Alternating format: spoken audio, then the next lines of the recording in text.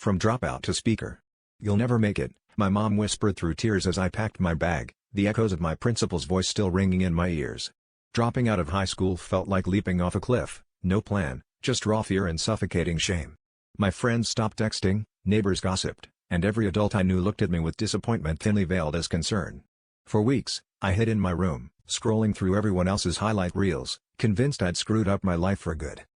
What no one saw was the exhaustion that led me there, the panic attacks, the feeling of drowning in expectations that weren't mine.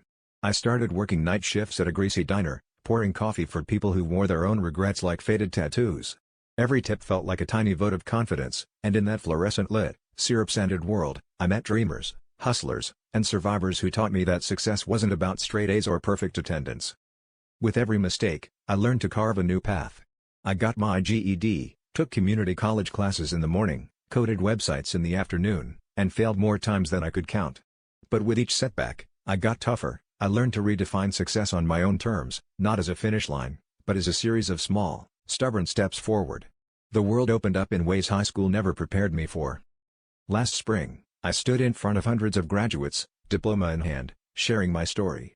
The same people who once called me a quitter now called me a guest speaker. Turns out, the biggest risks write the best comebacks. If you've ever felt trapped by someone else's definition of success, trust me, your path doesn't have to look like anyone else's. Sometimes, dropping out is just the first step to breaking in.